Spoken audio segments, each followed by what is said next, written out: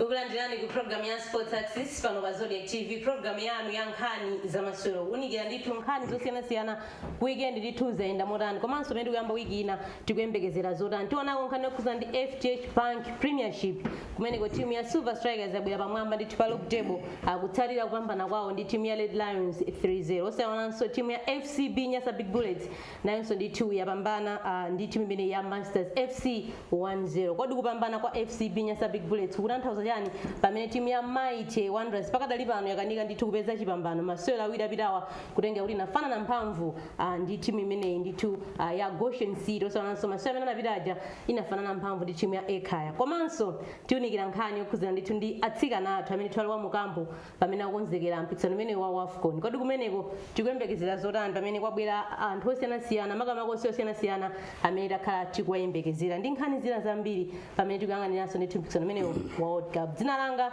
ndi Aida Mwambazi, bwanji tikhale limodzi.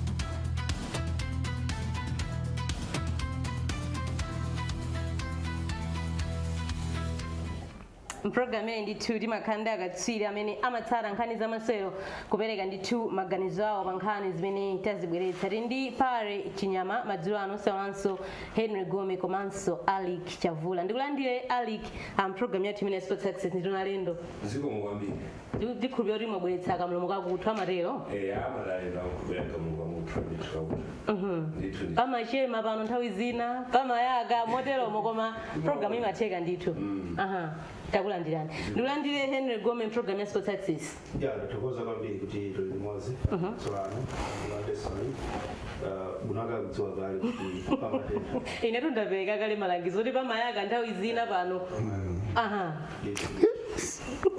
Thank you so much. Pare kulandira ndikuseka.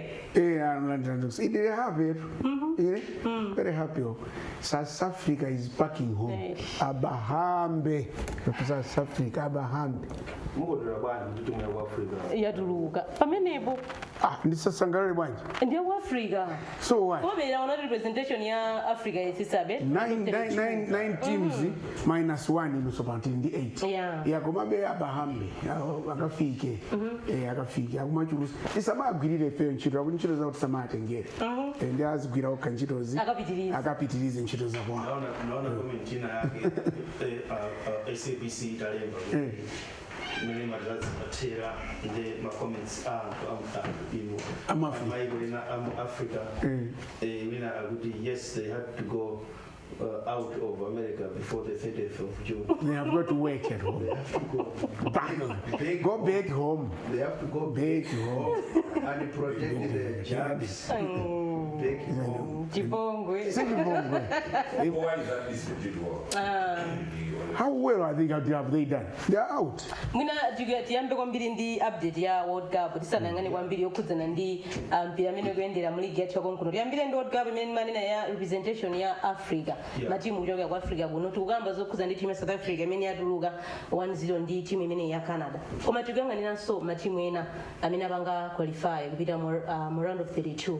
Mwina performance yawo titoyipanga analyze bwanji Alik Chavula. I feel like Martin Zambia, they are performing very well. Cape Verde, the benefit they had on a show one. Of course, they had to but so far, they drew against Spain. Chimene big achievement everyone was very shocked and their goalkeeper Napanga had some big saves. Now also on social media and I was about the Instagram so you can see how and how long support is no I think Marimo Africa and pompo pa Cape Verde naona singangasovera kwambiri kugana uchi ari wapanga prediction yake unena kuti Cape Verde itulusa Argentina nanga mbuya manadza pangasodikaya ilimo Senegal ilimo so nadzapanga declare mbuyo unena kuti Hurricane ndimanga miendo sautinya chigoli ya so ndimangoonjeza rekoti wapanga zomwezo alopanga predict kuti Argentina ituluka ndi Cape Verde so tiona kuti ndizamvile amaita tuka ndingakondwe bwanyi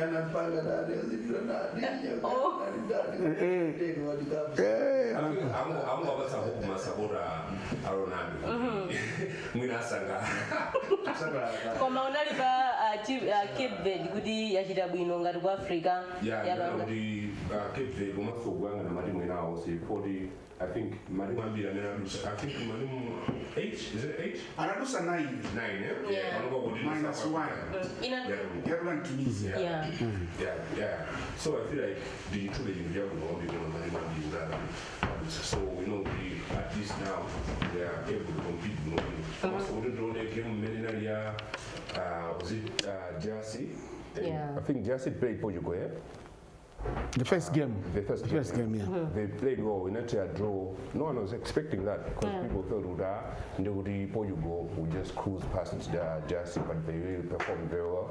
And so far, Zikachitika bwino kwambiri Henry tinaonanso mwina timu imene ambiri mwina sanayembekezere kwambiri koma tinaona amene imalowa masewero omalizira ama group stages kozonena choncho Senegal inalibe point ina iliyonse kupambana masewero awo amene sawathandiziranso kwambiri kupanga qualify mu round of 32 kuchokanso ku Africa kupati mwankhaza timu ya Iraq was it 5-0 yes imene athandiza kuti apange qualify ngati ma best losers kufika round of 32 because onena kuti World Cup inoi ndi World Cup imene yabweresa mbiri yatsopano especially kuma teams aku Africa because number yaikulu ya matimu aku Africa amene anachoka kuma group stages kupita kuma knockout stages ndi matimu awiri basi for example World Cup imene yapitayi tinayi ndi timu ya Senegal komanso timu ya Morocco Senegal inazatuluka pa round of 32 pa round of 16 Morocco inapita all the way mpaka semi-final yes mena kakonya ndi timu ya France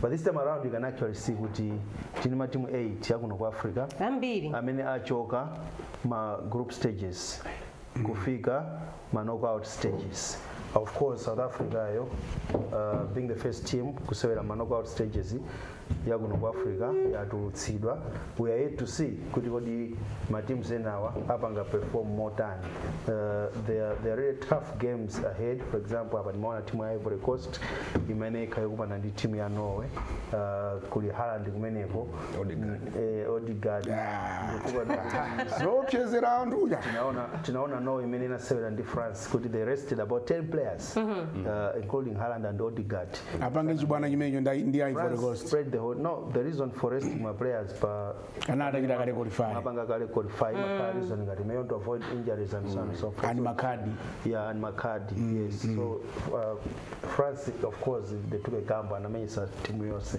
and we saw Dembele scoring a hat-trick but Ivory Coast akumana ndi Norway it's going to be a tough game again Belgium akumana ndi Senegal they are playing good football koma kaima results akufuta but they are playing good football so Belgium team so imozi imene imaoneka kuti ili very inconsistent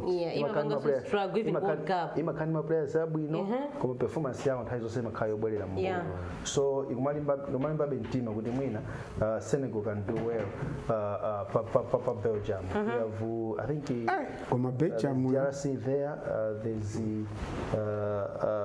Morocco Cape Verde imene kumana ndi is it Portugal Cape Verde kumana ndi Argentina kumana ndi defending champions yes yomwe ikuwina so straight so but I'm hopeful kuti mwina pa round of 16 we will still have 4 at least more than 4 or 5 African teams to continue in this particular tournament. Chabwino pale mina kumalizitsa nkhani kuzana ndi World Cup tilipo Africa kuno kumene tikuyangana representation ya matimu zosiyanasiyana amene yapanga qualify ku round of 32 unazatchulako masangalala kuti timu ya South Africa yachita bwino yatuluka yawo tisakambeso zawo awatuluka akafike kwawo koma nonkhani ndionena kuti tikozo palizo zimene anena makosana awiriwa DRC imenya England mukutero inuyo ndikunena ineyo chifukwa chokuti of course it can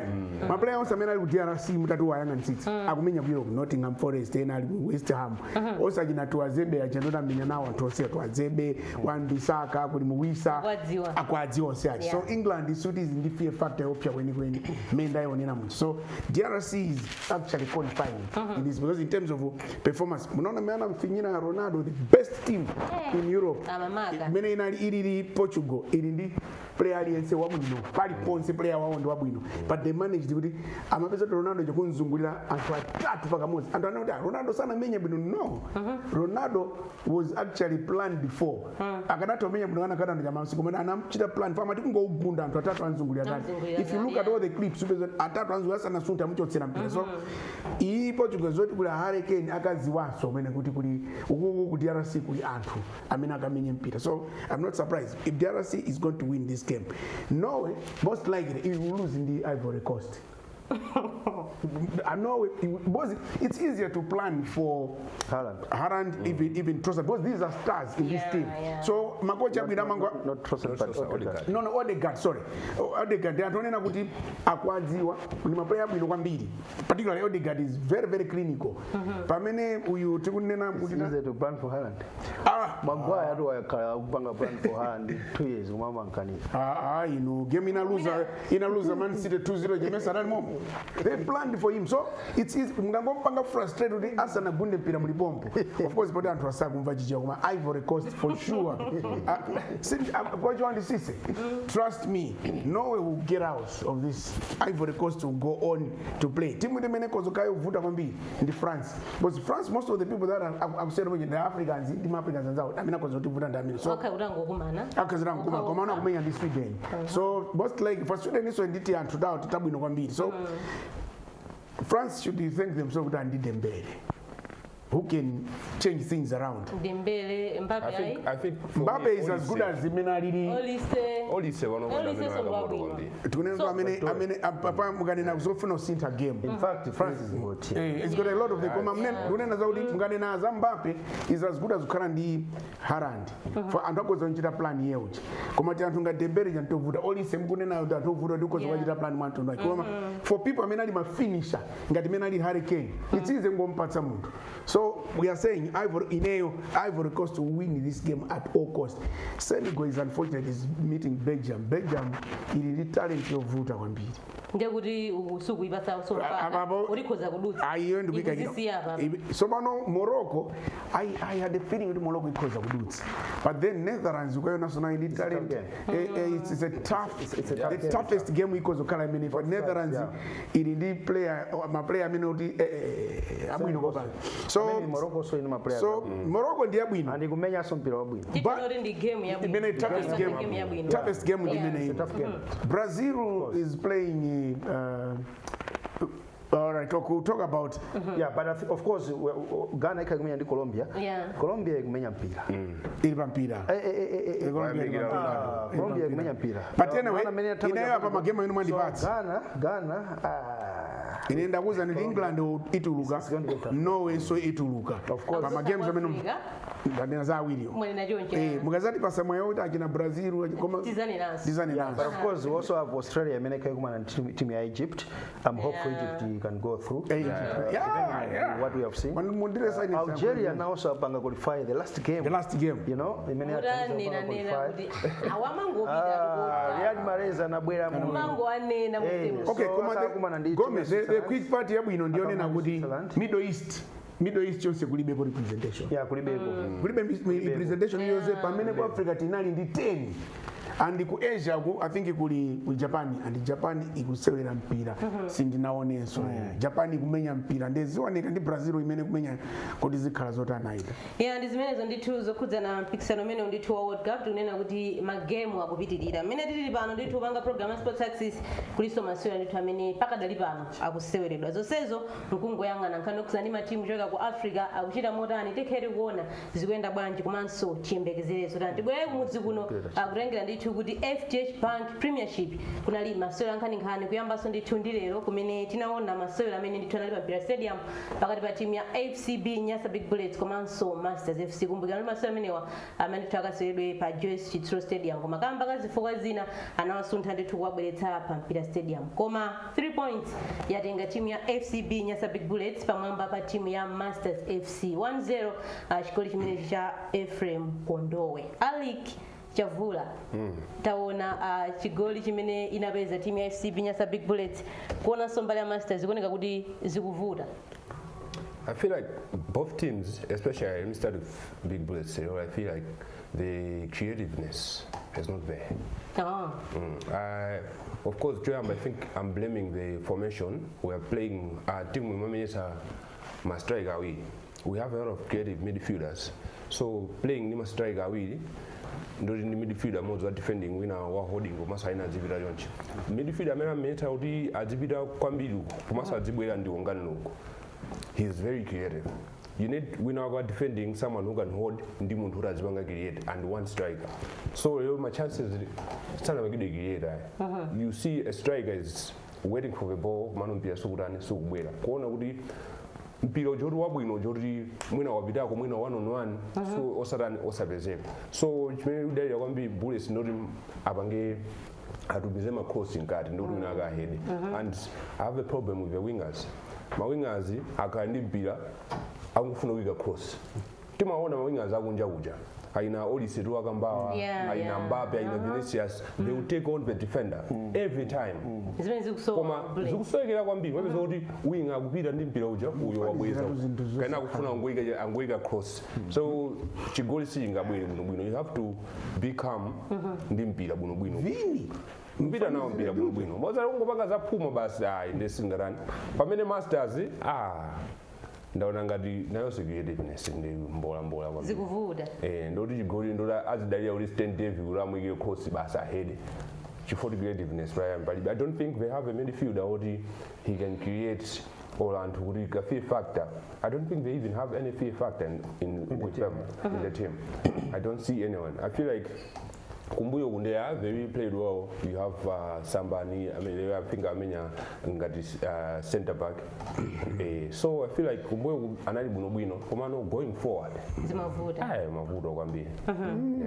Tinaona so masolo na Paris nyama amene timu ya Maidondras kufana na mpaka timu ya Goshen City the Dynamos Sunday imene inali 1-1 chigoli chimene anachipeza kumapito kweni pamene zimaoneka kuti 79 tikoza second half koma ya last week ndio inali pa 92 yaikaya imene kumapito kweni at least pa 79 inaanza kinya first half 2 games imene asewera Wanderers very unfortunate aineyo sin maimbi zot Wanderers imene naambira kusokumbuya ku manyazi goal 4 even kupita kuchitipa kanyazi goal 4 and ukayangana Wanderers kuyambira pa goal even substitute goalkeepers abwino kumbuyo kwa bwino pakati pa bwino kutsogolo kwa bwino akaisa even bench yonse kumanda bwino why is it that Wanderers can go 2 consecutive games drop 4 points and get 2 points pele pakudabwisa pamene kuphatikizapo coach wa wanali ku Scotland komwe kuwabwera ni zero za tundwina ndeti kana timu ikulephera kupanga so I don't so zikudaba zero zina including zamajedwe yakuti tina so in end bona kuti there's a lot tifuse ku Wanderers kuti kodi chikuchitika njani kuti mupira kwiri onse mumechita kukakamiza result au kukakamiza result if Wanderers is not doing well then let's not expect the national team to do well tipo ma player amene ndikumaona ku Wanderers ajina guardian ndama amenya national team now they're failing to play better dedza to yango dzuri komba they are actually many apangira bullets lero mukamfusa report akuti bullets scraped through kuti apezeka 3 points Wanderers nayo so at least forced a draw right they actually forced a draw ndekunena kuti these are the teams zimene dziri ndi fear factor ndi dzina loka brand loka plus supporters Wanderers focus on defending champions Wanderers I think if it goes at this pace defending yavuta because last year magame ngatawa inalisana lose game iliyonse inalita wina magame onse so pomafika pano panoti yapanga draw kawiri ya lose up katatu ina draw ndi Silver ya draw ndi Ekhaya ya draw onso ndi Dedza now ya lose ndi Bullets which means 4 games zimene amenya out of the games zimene aswera panopa ali pa mavuto akulu they really need to akhoza kuyesetsa anali pa number 1 at some point panopa akuthamangira ati pa number 4 15 points so akuyenera kuti adabwe kwambiri chifukwa Blue Eagles yonso kuiona nayonso suti yangokhala and ili ndi experience plus yabweranso anaso pano pali anthu ena matimu amakhala ngati mene alili Decreg timu imwe imamukhala zimene waipanga timu umana zimene wachita ndi timu iyi now lero game ya Bullets ndi Masters ndinona ngati onsewa analodwala palibepo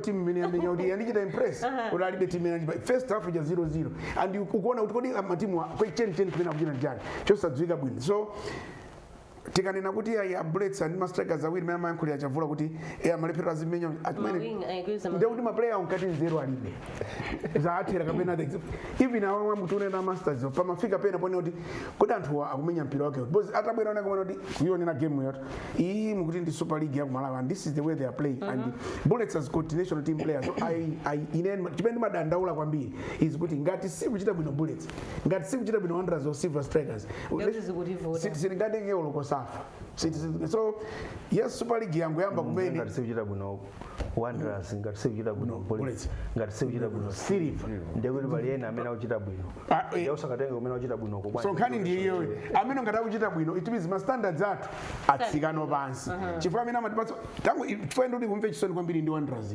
kuti mmene alili guard amapita ku national team nde guard akulephera even kumenya cross yoda mpachinye promise kamwendo is one of the panopa ndekukoza mando zoti mwina ku Wanderers uchati ndi ujeni uyu wavulala goalkeeper I mean striker wawe amene asakumenya Lamek Giti ndekuti ndi striker ndiye Lamek Giti ndosa kumachinja and osati chimodzi ndazina ziwiri zitatu so panopa ndekuti ngati Wanderers ikuvutika akufunika asamalire kwambiri ngati apa ngeso the next 2 games consecutive both in maneno Wanderers if Wanderers can win 5 consecutive games in the first round they are there to defend if you remember nane now Bullets ngati ndinaneso Bullets ingapanga so draw our 5 consecutively ili pa mavuto akulu now we have seen kuti mwina kaumoyo kakubwera koma suti kweni final lero magame on site analodwa chabwino tikuyangana so masewera ena amene timu ya Silver Strikers inapambana ndi timu ya Red Lions 3-0 pa khomo amene timu imachokera ku Capital City Derby amene wasapange magama kwambiri pakadali pano Henry Gomez ukamba zoti Silver Strikers imene ili pamwamba pa matimu amene ali mu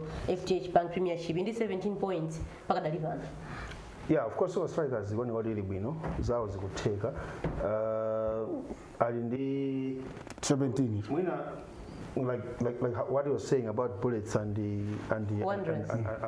Wanderers it could be the opposite of what is happening with Silver Strikers because if you look at Silver Strikers igumaopya kwambiri akamapita kusogolo kucho okay ajina Festus Due acha ajina uyu ndani Zebron Joseph igumaopya kwambiri and no wonder muona kuti Silver Strikers ikupeza zigoli zambiri mukaona muone olapa mu league muona kuti Silver Strikers ndimene yamwesa zigoli zochuluka kwambiri because ajina and in the 5 consecutive clean sheets ajina zigoli at least 5 apanga concede ndi timu ajina zigoli zambiri kumosa timu ajina zigoli zochepa ajina zigoli 14 ajina zigoli zitatu soka okay so you can actually see kuna kuti zawo zikuteka because for you to know team ipanga perform you look at the statistics yeah zimathandiza kuti muone kuti timu ikupanga bwanji is mentioned about mwina lack of creativeness kama strikers athu it's not only Bullets he's talked about Masters he's talked about Wanderers and mafuta amene wawa the very same problems amene tumazona tikapita ku national team because it's the very same players they are failing mu league ya kwathu konkunoyi imene ndi league yophweka kwambiri ndiyo expect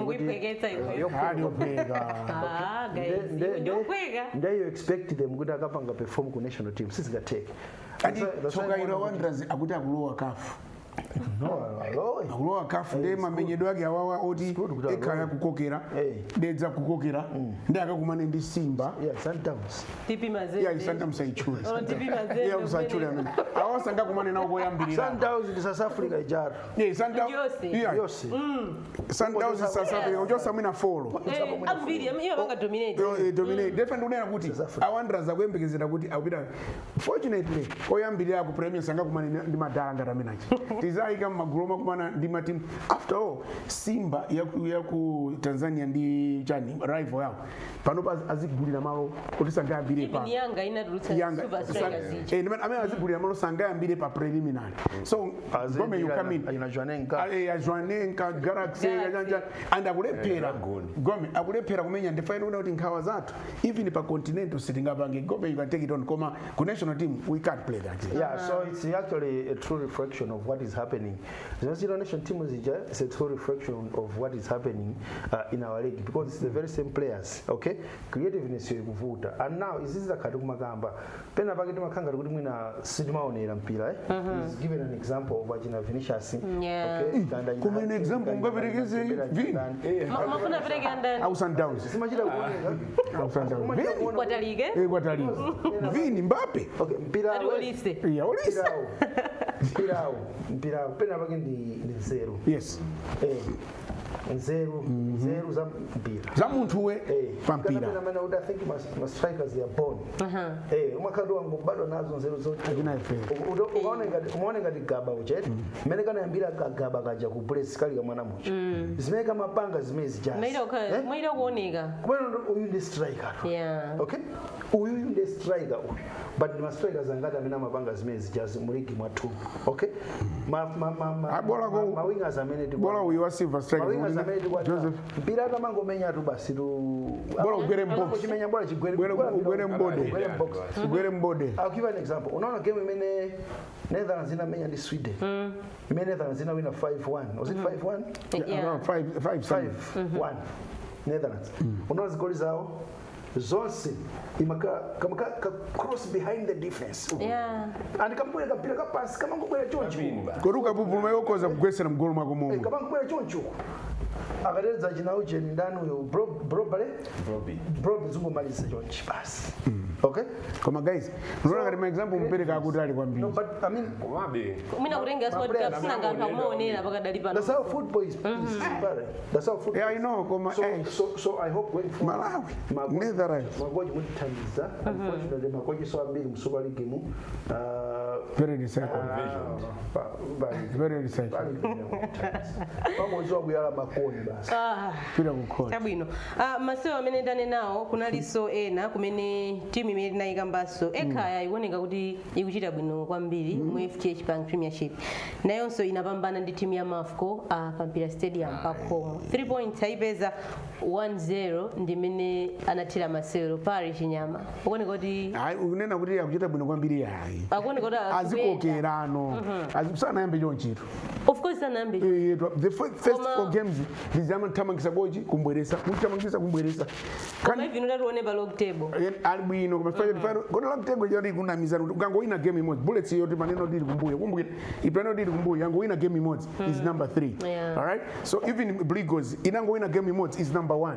So panga ngati team sakusiana kwambiri komano iyi tudeka yamenya bwino the last 2 games zimendaonera kuti koma kumbuye kuja imavutika timatimu is tuwafuta nja drama nazo and time I think administration men afuta mwina pena kazikika pano pentaona kuti no at least ndi Wanderers anaipatsa busy anthu onenera mpira wangu iri pampira akatetera ali chenekha iri pampira ine mwamvera so chisuna china bob panja pa chinati anzana kuti ali pampira kapena manama anthu no samanama so it was actually true kuti amamenya dimpiro choti akonda zima machinya pa 92 kukondwa ngati kuti achinya chigoli chowinira so yabwera Ekaya the next game yazawina so kwa ni mankho zimenezo ikuoneka kuti Ekaya yo yangoluza magame awiri okha kodi magame ndangati 7 ndi 7 so 8 is almost half of the 8 yes so imene timayamba the first 4 games sanachite bwino mukati mukumbukira the first 4 games imene amafuta zi so tinoda azikokera kwambiri pa game yombira ya Wanderers ija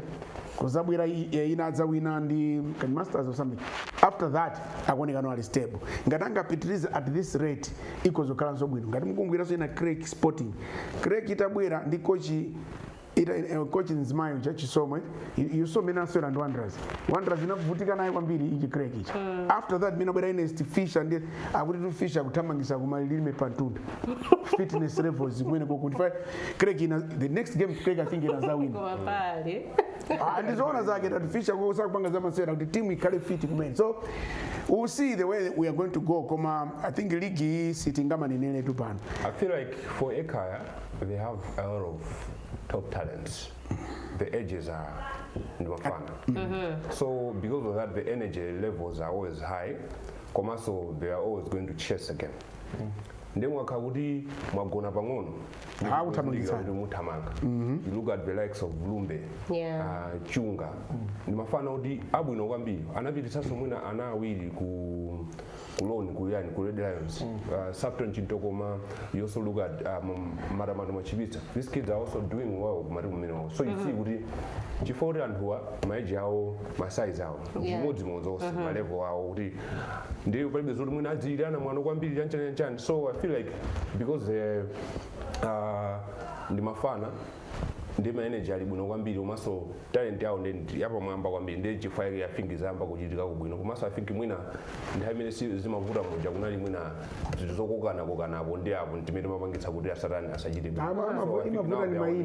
amavuta ni maina amatimu pako mamona na hipa anali ku Craig look at the way he's playing Wanderers so imangovuta ndi dzina la timu limene player wacho wapita so mangofunika a motivating factor kuma timu awo mera unena kuti ndi achichepere so kha achichepere what you need is kuti akhale ndi motivating factor wina wake azathanzira psychologically kuti guys amene mukumenya nawo ndi anthu ngati inu nomwe pakaona kamwana ka Morocco though timane kuti it's an extreme example kamwana ka Morocco kazaka 18 kachi kana itengesa first game ya anthu kumene panopa value yake yakwera paliso kena kacheka kumenya timu ya akukanganira amaniu ndi Hotspurs 17 years and 18 years very good football so if also kunoka na anthu angofunika anthu amene ali anaphunzira za psychology athandizire Henry ndani nakale kuti extreme ndapangayi awa ndokondera kwambiri chifukwa chani pali chisanzo chabwino kwambiri choti mina alesa kuchidziwa chisanzo choziwika bwino mwana wathu wa Arsenal ine nani inuyo Tauma iniyo ni nani anatenga Premier League mwana uja the youngest player kutenga Premier League alikuodi kapu tunena ana amene alikuodi kapu tunena ana amene zisanzo tunena zimene zili ku World Cup osati ana za ligi yatui kutengeraso kuti timu ya Craig itatiuza kuti Uganda kuti yabwera itapeza 3 points yawo yoyamba yomwe pa Masters FC zioneka kuti zavutanso kugonja pakhomo ndi timu ya Civil Service United. Civil imachokera kufana na mphamvu ndi timu ya Silver Strike. I was actually surprised with that result because if you look at Civil yavanga struggle kwambiri pakatipa.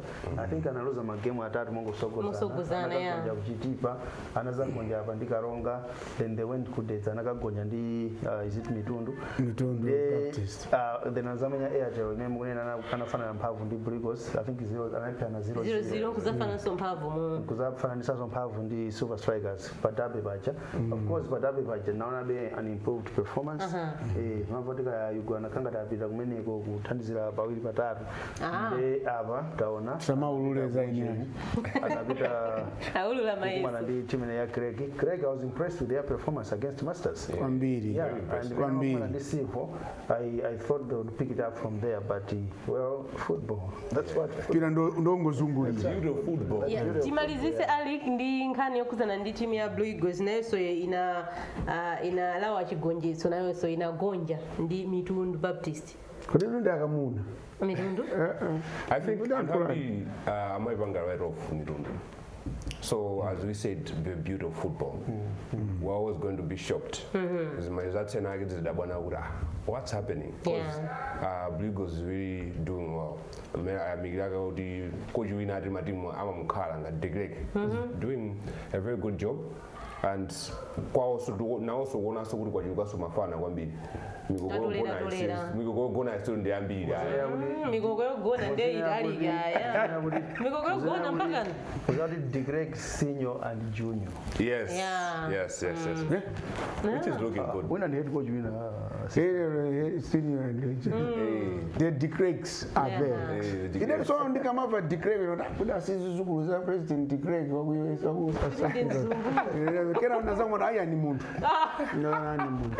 Yeah, so I think Mirundu shocked us this weekend, and I'm glad. No, I think you should use the word surprised. Yeah, surprised us. Yeah. Surprised us. Yeah. Of course, Antenna were shocked. Yeah, they surprised us, which is a good thing. I want it to be very competitive like this. Some they getting in agree. Bikamata first round umaita kuzuzuri ndea duru. Yeah, kuwaga songwe. KB. Good. I was on game 6. KB panopa ndi songwe. KB nimene panopa yambira pansi. KB panopa ndi songwe. Alright, atijira nuje ni table muone sudi tukusinjirirana. Ndipo ndijani KB ndija? Ndi songwe. Ukutero ndiweyo. Ndune nandine KB ndi songwe. Kodi mene they are playing a songwe style. Look at KB. Look at KB. Yeah. So about what today? 8 games, 4 points. 4 points. Zekuti kutija. 24 16 8 points. First round yo mama waliza ma game 15. And 8 points.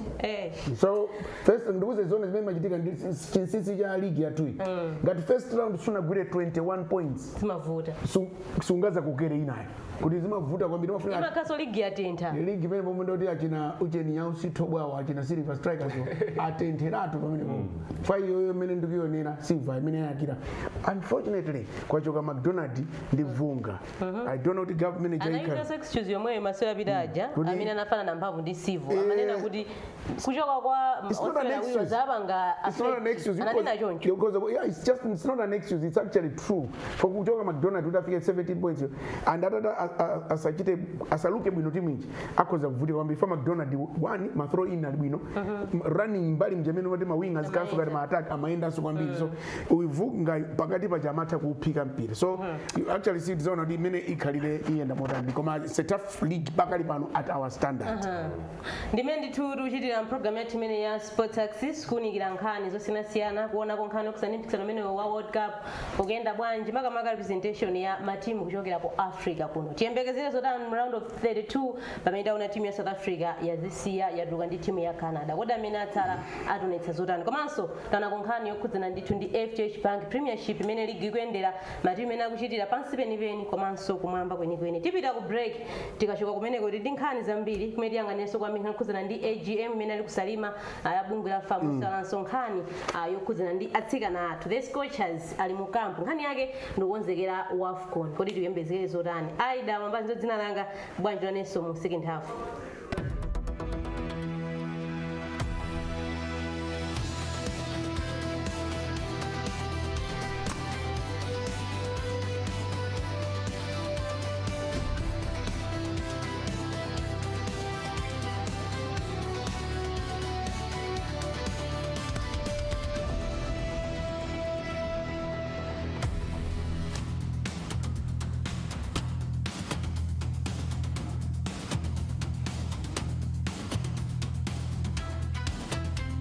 tikulandirani ndithu chigawo chachiwiri cha program ya Sports Axis pano pa Zodiak TV kuunikira nkhani zosiyanasiyana zokhudzana ndi masewero. Tinanena kuti khetu kuonanso nkhani yokhudzana ndi msonkhano waukulu wapachaka umene bungwe limene limayendetsa masewero mdziko muno la FAM linachititsa kumathero sabatayi mboma limeneli la Salima. Kumeneko ndithu kunali nkhani zambirimbiri, zina mwa izo nkuona kodi ubale wawo ndi bungwe la Sulomu wayenda bwanji, komanso usanachitike msonkhano umeneyo tinaona ndithu ma issues ambiri amene analiko kumene tinaonanso ena mwa iwo amene anayitanidwa kumeneko amanena kuti sapita ku Salima kamba ka zifukwa zosiyanasiyana zimene sanamvetsetsane, koma tinaona ndithu akupitako zimene zinaonetsa kuti anakambirana. Ma issues ndi ambiri Henry Goma amene anachitika ku Salima, koma nkhani yayikulu imene tinayionako ndionena kuti AFAM president Fred Hai ananena kuti ubale wawo ndi Sulomu uli bwinobwino, koma zikuoneka kuti anthu ena ndi amene akumakhala ngati akukokomeza kwambiri kuti zizioneka ngati kuti waja sakumvana. Yeah, of course, panopo panga resolve ma differences amene analipo, otherwise zimaoneka ndithu kuti pali chinkulirano pakati pa bungwe la Sulomu ndi Football Association. I know being the president amayankhula ngati munthu wamkulu posafuna kupanga escalate ma issues, koma mukuona kwa wina aliyense timaona kuti pali vuto ndithu because inuso maliona vuto pamaoneka kuti pali vuto ndithu because even nkumano amene anayitanisa Minister of Sports Agangata, kumene anayitana mabungwe ya Sulomu, a Women's Football Association, mene zimayankhulidwira kumene zimachita kuonekeratu nena kuti there's a problem. There's a problem, okay? Mina amayankhulira ma officials ena kusulomu kumaona kuti kufamu koso. So the problem was there, okay? Kumano I'm glad kunena kuti ma issues amene wapangidwa resolve, because going into this AGM the expectation was kuti mwina kumeneku kukayaka tense, okay? Kukayaka moto. Kuti for anthu akupita kumeneku kukayaka moto. Maudano osiyana-siyana, therefore kumeneku kunde kuti mwina kukakhala kukokana. Panali issue ya kuchotsedwa kwa ma coaches, ma referees, komanso youth football kuti asakhale ngati ma affiliates a Football Association, amkhala ngati ma stakeholders kumene kucha coaches zinapita ku court ruled kuti apita mauja ngati ma affiliates. It was also an issue kuti kodi nde ma affiliates ena akayang'ana bwanji a coaches amene akutenga nkhani za mpira kupita nazo court. Okay, it was an issue kuti okay tikaona kuti zikatha bwanji. Kubera issue ya Sulomu kuti kodi FAM inaitana ma clubs, but then Sulomu atakumana ndi ma clubs agreed kuna kuti no, ifeyo ma clubs asapite tikupita ndifeyo, koma Sulomu ikati imira ifeyo to them ma clubs ngati motherboard wao, ngati motherboard wao.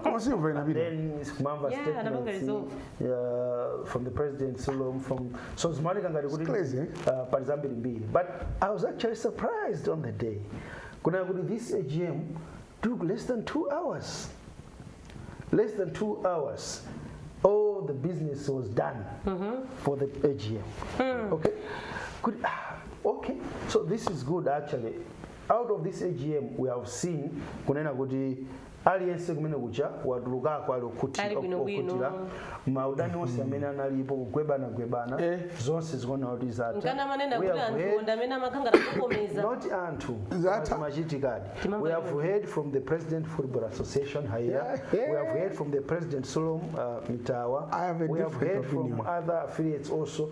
Akuyankhula chimozimozi. So I'm happy kunena kuti panopo mene zililimu tipitizeni mene zililimu. Kandi ma women's football madandaula so aja. We hope kuti zimene just zimva so as many affair president kuti I think going forward simumva so zimene zoti kukokana. But major issue for me was my resolutions, because I haven't seen FAM is yet to communicate my resolutions. I mean, as they always do it, every AGM, they come up with my resolutions. But I'm yet to see my resolutions. We heard there were issues to do with my finances. And Chachikuru Chimeja we're on the right track. Remember, we have the strategic plan in place. going by the strategic Masekanzi plan, malize. zikuoneka kuti no, we are on the right track. And all the stakeholders when we are satisfied. I don't think we are on the right track, and the transformative agenda ikuoneka kuti ikuyenda bwino kwambiri. Amene ni maganizo ya Henry Gome. AGM. Udengera ndi zimene zinali ku AGM. Matero. Pare mena mayankula Henry Gome omahira kupokosa mu. Zaboza zose Kumatusa yani. Zaboza zimene zikunenedwa apa. Zoona ndiziti. Anthu awawa kutuzoti agwiriza. This is very costly.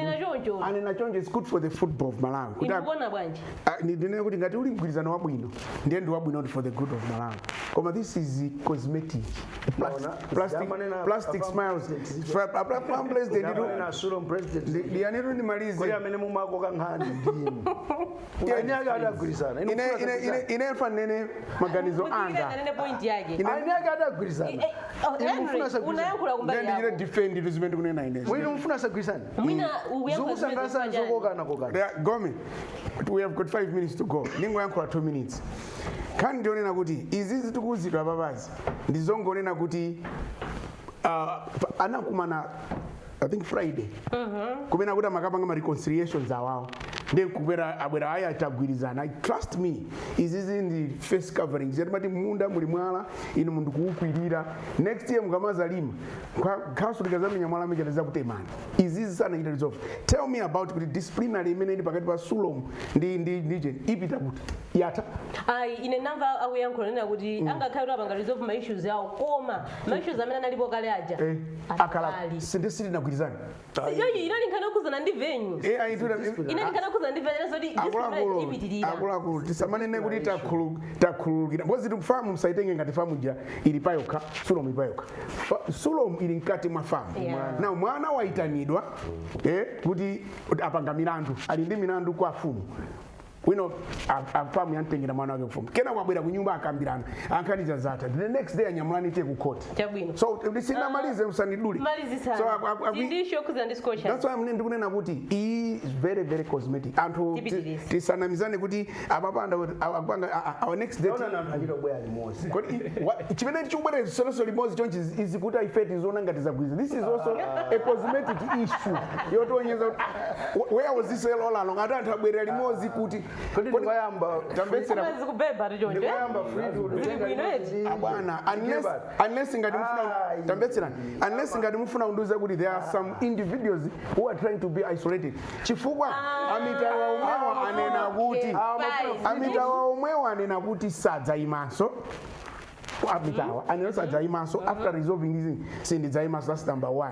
Number 2 ndionena kuti ngati mitawa mapesa chifukwa chani asana tiuzi ndeyakuzauta kuti anthu awawa akambirana amapeza kuti ngati ku executive kumakhala mitawa issue zonena kuti ku disciplinary farm Sulom itanidwe iwo amakhala kwa as an executive member nawo akabwera kuzakhala president akumuyitananso yemwe kuti akakhale kumilandu kujaza itana ndani GS was not there ku GM ko yapitidwa ija and then for me this is a very very cosmetic is tukunamizana. We have got 1.5 years to elections chabwino nkhani imeneyo ndiyokuzana ndi AGM ndikupita kuti tikhale kupitiriza kutsogolo kuma program athu otsalira otenga kuti pali ma issues ambirimbiri aliki nkhani imene sindimufunsa koma aliki ndifuna ndiyankhe nkhani ndudziwa iwe sinamalize Gome ndamudula ndi nkhani yayikulu yoti mna at least funika koma aliki ndifuna maganizo ako pa squad imene yatuluka ya Scorchers imene pakadali pano imukampu kumene kukonzekera mpikisano wa AFCON eno oswera ambiri amene timayembekezera ndi amene ali pamenepa enanso abwera kale kuchokera kunja kwa dziko lino afika muno mwina tiziyembekezera chinatemwa achina Tabitha ndi ena otero kuti mna wajoine tikayang'ana squad mwina tili ndi chiyembekezo chotani kutengeranso ndi group imene tili amene muli Egypt, Nigeria komanso Zambia kuti kamwana kabule sikaja palibe bwa kamidfield kaokena kaje kabwino kwambiri kangoyambira kupita kwa I feel like I'm satisfied with the squad. I'm just hoping that the goalkeepers are not going to disappoint us. Because I feel like that's the biggest problem we have had. So if the goalkeepers, I believe, are going to train and need to know 1 year. What goalkeepers was Yeah. Ose. Tried them all. Yeah, we have tried them all. Ose. Tried and tested, they have failed. The footwork, I don't know if nkanya footwork kama kanga sawa trainer wadi so I don't know what is really happening, but I'm hopeful that they're not going to disappoint us because I feel like our attack is okay, is really good, not okay, because we have the best with us. The defense is proper. I just hope that it's going to be well.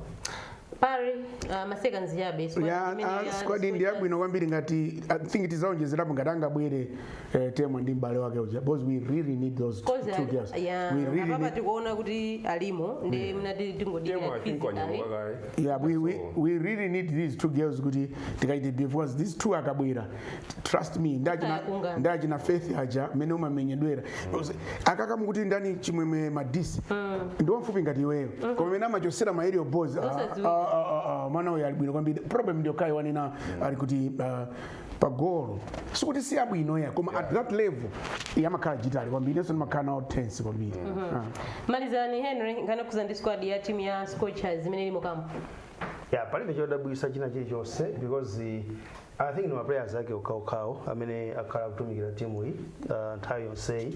So the good thing is kuti akhala kusera limodzi kwa nthawi yaitali and panopo tikuyembekezera nena kuti akamapita kumene ku AFCON the focus should be ma shortfalls amene takhala tikuwaona especially mmene wafotokozera kumbuyo makamaka pa goal because kusogolo kuti machinya zigoli. Of course I was worried kuchinyitsaso zambiri. I was worried the last two games that we played against Tanzania kuti tinakanika kupeza chigoli komano nzona kuti zigolizo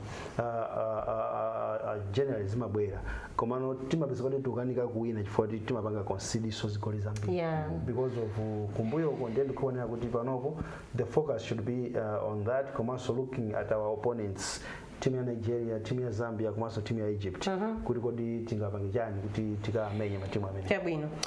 Ndithokoze kwambiri Alik kuti mnatijoina program ya Sports Access. Yeah, thank you so much. Ndithokoze Henry komanso Pari. Ya tiyamikire tingodikira kuti famwe agwirizana zeni zizi muzaziona. Ndivyo malizia program ya Sports Access. Ndithokoze kwambiri Alik Chavula osananso Henry Gome komanso Pari Chinyama. Komanso amene tutaonetsa program itege lugamba za chakunyambo amene ntana technical director watu madziro ano osananso Helbert amene so nditana pa kamera kuonetsa zitunzi zili bwino osananso producer atu Tumepoki Mangani. Aida Mwambazi dzina langa pizani kuonera Zodiak TV.